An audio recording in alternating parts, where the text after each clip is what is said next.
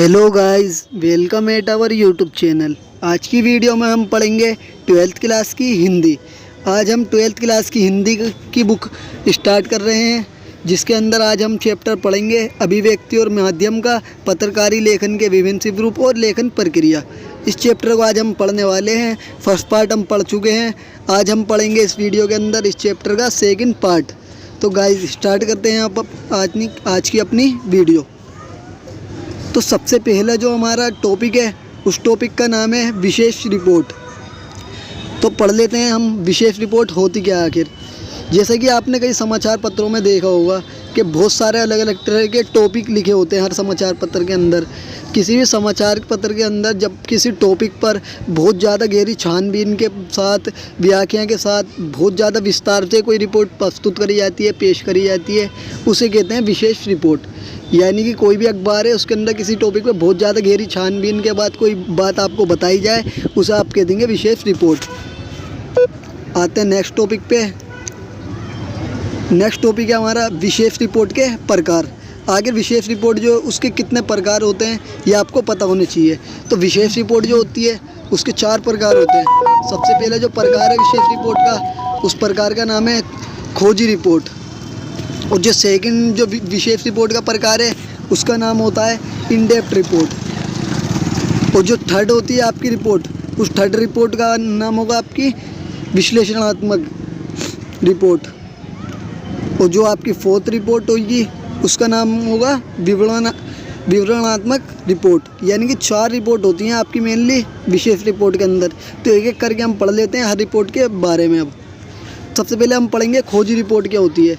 खोजी रिपोर्ट जो होती है ये ऐसी रिपोर्ट होती है किसी टॉपिक की जिसके अंदर लोगों को उस बात को बताया जाता है बहुत ज़्यादा छानबीन के बाद, जिस बात को लोग नहीं जानते।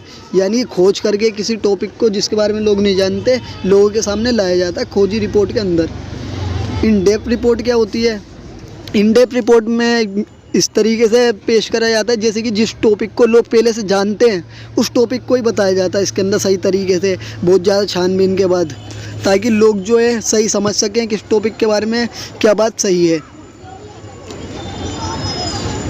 थर्ड जो है हमारा थर्ड है विश्लेषणात्मक रिपोर्ट।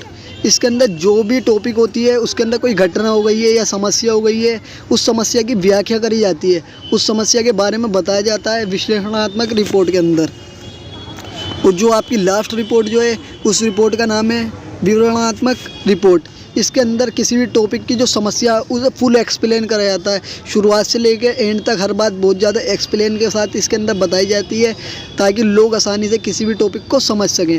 तो ये थी आपकी 4 रिपोर्ट। नेक्स्ट टॉपिक है हमारा फीचर रिपोर्ट किसे कहते हैं। आपको ये भी पता होना चाहिए, जैसे कि आपने देखा होगा कि जितनी भी रिपोर्ट होती हैं वो उल्टा पिरामिड शैली में लिखी जाती हैं, परंतु कई बार ऐसा हो जाता है कि उल्टा पिरामिड शैली में जब रिपोर्ट नहीं लिखी जाती उसे कई बार फीचर शैली में लिख देते हैं। यानी कि जब भी किसी रिपोर्ट को फीचर शैली में आप लिख दोगे उसे फीचर रिपोर्ट कह देते हैं। अब पढ़ लेते हैं कि जब भी आप लिखोगे फीचर रिपोर्ट या कोई भी इंसान लिखेगा तो फीचर रिपोर्ट की भाषा उसे कैसी रखनी होगी, भाषा के बारे में पता होना चाहिए। तो फीचर रिपोर्ट जब भी लिखेंगे उसकी भाषा सरल सहज होनी चाहिए और आम बोलचाल के लोगों की भाषा होनी चाहिए, ताकि लोग उस भाषा को आसानी से पढ़ सकें और समझ सकें किसी भी टॉपिक के बारे में। आते हैं नेक्स्ट टॉपिक पे अपने। नेक्स्ट टॉपिक है हमारा विचारपरक लेखन।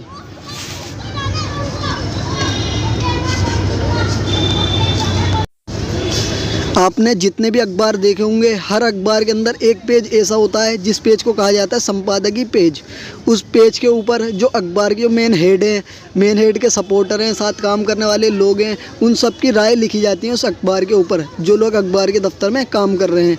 तो जिस भी पेज के ऊपर उन लोगों की राय लिखी जाए, अखबार के जिस भी पेज पे उन लोगों की राय लिखी जाए जो अखबार के दफ्तर में काम कर रहे हैं और जो अखबार के दफ्तर के हेड हैं, उनकी लोगों की बातों को, उनकी रायों को, उनके मतों को, उनकी जितने भी विचार हैं, उन सभी विचारों को कहते हैं विचारपरक लेखन, जो कि उन्होंने अपने विचार लिखे हैं किसी अखबार के ऊपर।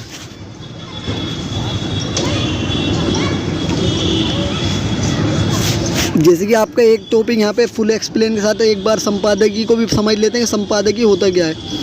जब भी कोई अखबार छपता है उस अखबार के अंदर एक पेज ऐसा होता है जिसके ऊपर जो अखबार के हेड हैं, हेड के साथ काम करने वाले लोग हैं, इन सब के विचार लिखे जाते हैं एक पेज के ऊपर। उस पेज के ऊपर जितने भी लोग अखबार में काम कर रहे हैं बड़ी पोस्ट पे, वो सब अपनी राय प्रस्तुत करेंगे किसी भी टॉपिक के ऊपर। उस टॉपिक की कमियां बताएंगे, अच्छाइयाँ बताएंगे। तो उसी अच्छाई बताने को, कमियां बताने को, अपनी राय पेश करने को कहा जाता है संपादकी। आगे संपादकी का मतलब क्या है? संपादकी का मतलब भी आपका महत्व भी पता होना चाहिए आपको, इसका क्या आखिर इसका महत्व क्या है, क्यों लिखा जाता है। जैसे कि आप मैंने बता दिया है कि संपादकी आखिर होता क्या है। जो संपादकी जो होता है इसे कोई एक व्यक्ति नहीं लिखता, एक व्यक्ति के विचार नहीं होते। जो बड़े हेड होते हैं दफ्तर के और उनके साथ सपोर्टर होते हैं, उन सब के विचार किसी टॉपिक पर लिखे जाते हैं। इसलिए जब भी ये संपादकी पेज जो होता है उस पर किसी का भी नाम नहीं लिखा होता है और किसी का भी पता नहीं लिखा होता है, क्योंकि इसे सबने मिलकर लिखा है एक टॉपिक के ऊपर, किसी एक व्यक्ति ने नहीं लिखा। जो ये संपादकीय होता है इसके अंदर अखबार के जो बड़े बड़े हेड हैं, उनके साथ काम करने वाले लोग हैं, सब अपनी मिलकर राय प्रस्तुत करते हैं किसी टॉपिक के ऊपर। नेक्स्ट टॉपिक है हमारा स्तंभ लेखन क्या है। आपको ये भी पता होना चाहिए कि आगे स्तंभ लेखन होता क्या है और ये क्यों फेमस है। कई बार क्या होता है, कुछ लेखक जो होते हैं यानी कि कविताएं लिखने वाले, कुछ भी कहानी लिखने वाले लेखक होते हैं, वो या तो अपने विचारों की वजह से बहुत ज़्यादा फेमस हो जाते हैं कि उनके विचार किसी टॉपिक पर बहुत ज़्यादा अच्छे हैं, या फिर वो अपने लिखने के तरीके की वजह से फेमस हो जाते हैं। जब भी कोई लेखक किसी भी तरीके से फेमस हो जाए तो अखबार वाले उसे कोई काम दे देते हैं ताकि वो अपनी राय प्रस्तुत कर सकें हमारे अखबार के अंदर।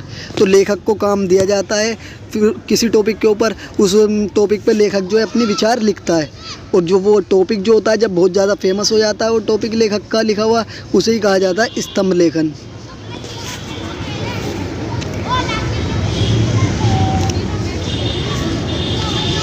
जो स्तंभ लेखन जो होता है इसके अंदर लेखक को अपने विचार बताने की पूरी तरीके से छूट होती है। लेखक किसी भी टॉपिक पर किसी भी तरीके से अपने विचारों को पेश कर सकता है कि टॉपिक के अंदर क्या बात होनी चाहिए या क्या बात नहीं होनी चाहिए।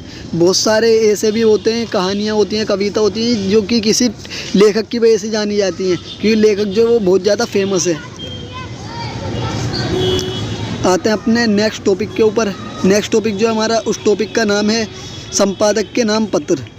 अब संपादक के नाम पत्र क्या होता है और ये क्यों लिखा जाता है, ये पढ़ लेते हैं। जैसे कि आपने कई बार देखा होगा अखबार के अंदर जो संपादकीय पेज होता है उसके अंदर तो अखबार वालों की राय लिखी रहती है, अखबार में जो काम कर रहे हैं लोग।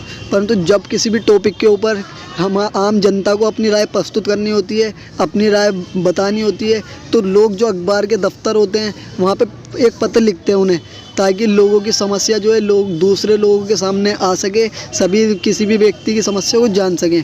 लोग जो हैं वो संपादक जो हैं उन्हें पत्र लिखते हैं, अपनी समस्या के बारे में बताते हैं कि उनके एरिया में क्या समस्या हो रही है, ताकि उसका समाधान हो सके और लोगों के सामने वो बात लाई जा सके। जो लोगों की समस्या को फिर जो अखबार वाले होते हैं वो अपने अखबार के अंदर लिखते हैं और दूसरे लोगों तक वो बात को पहुँचाते हैं। तो ये होता है संपादक के नाम पत्र, जो कि जनता द्वारा लिखा जाता है अपनी समस्या को संपादक को बताने के लिए। नेक्स्ट टॉपिक जो है हमारा, नेक्स्ट टॉपिक है लेख। लेख समझ लेते हैं कि आखिर लेख होता है। लेख जो होता है, अब पढ़ते हैं इसके अंदर क्या होता है। लेख के अंदर इस तरीके से कार्य होता है जैसे कि कोई टॉपिक ले लिया जाता है। सबसे पहले जो अखबार के दफ्तर होते हैं उनके द्वारा कोई टॉपिक लिया जाता है, उस टॉपिक पे जो अखबार के हेड जो हैं बहुत ज़्यादा पुराने टाइम से काम कर रहे हैं उन्हें बिठाया जाता है उस टॉपिक के ऊपर चर्चा करने के लिए, और जो टॉपिक लिया गया है उसके एक्सपर्ट को बिठाया जाता है। दोनों आपस में मिलकर चर्चा करते हैं, अखबार के हेड और उस टॉपिक के एक्सपर्ट। फिर उस टॉपिक के बारे में लोगों को बताते हैं कि इस टॉपिक के बारे में क्या बात सही है, क्या बात गलत है, क्या इसका उद्देश्य है। उस टॉपिक के ऊपर विस्तार से चर्चा करने के लिए ही मीटिंग जो बिठाई जाती है। उसके बाद जो लेख लिखा जाता है उसे ही कहा जाता है लेख। इसके अंदर क्या होता है, जो लेखक है उस टॉपिक को जिसने बनाया है उसके विचारों को प्रमुखता दी जाती है। यानी ये माना जाता है कि लेखक जो है उसने बहुत अच्छी तरीके से एक्सप्लेन करा है, टॉपिक को बहुत अच्छी तरीके से बताया है। इसी के आधार पर ही हमें लोगों को लेखक की बात को पहुँचाना है। लेखक जो है जब भी अपनी बात बताएगा उस टॉपिक के बारे में, जब लेखक से पूछा जाएगा तो लेखक को तर्क भी देने पड़ेंगे कि आखिर उसने किस बात को क्यों लिखा और जो बात छोड़ी है उन्हें क्यों छोड़ दिया है। ये सारी बातों का जवाब लेखक को देना पड़ेगा। आज का जो हमारा सबसे लास्ट टॉपिक है उस टॉपिक का नाम है साक्षात्कार। अब साक्षात्कार क्या होता है? जब भी अखबार वाले जो होते हैं या मीडिया वाले जो होते हैं वो किसी भी टॉपिक के ऊपर राय लेना चाहते हैं लोगों की, तो वो क्या करते हैं, किसी इंसान को बुलाते हैं, उससे बातचीत करते हैं, उस टॉपिक पे बहस करते हैं। बहस करने के बाद जो निष्कर्ष निकलता है उसे लोगों के सामने लाया जाता है, उस निष्कर्ष को किसी भी टॉपिक के। इसे ही कहा जाता है साक्षात्कार। यानी कोई टॉपिक लेना, उस टॉपिक पे बहस कर निष्कर्ष को सामने लाना लोगों के, उसे कहते हैं साक्षात्कार। अगर कोई भी व्यक्ति साक्षात्कार करना चाहता है यानी कि बहस करना चाहता है तो सबसे पहले उसके पास जो होना चाहिए गुण, वो होना चाहिए उसके पास ज्ञान। जिस व्यक्ति के पास ज़्यादा ज्ञान होगा वो अच्छी तरीके से बहस कर सकता है। और व्यक्ति के पास जो है सहनशीलता होनी चाहिए, संवेदनशीलता होनी चाहिए, ताकि दूसरे की बातों को आसानी से लोग समझ सकें। धैर्य और साथ होना चाहिए, यानी कि अगर कोई इंसान किसी टॉपिक पर बुरी बात कह दे तो उसे बर्दाश्त करने वाला इंसान होना चाहिए। यानी कि साक्षात्कार एक तरीके से बहस है जिसके अंदर किसी टॉपिक की अच्छाई बुराई बताई जाती है लोगों को। तो गाइज़ आज की वीडियो में इतना ही। Thank for watching, thank you, धन्यवाद।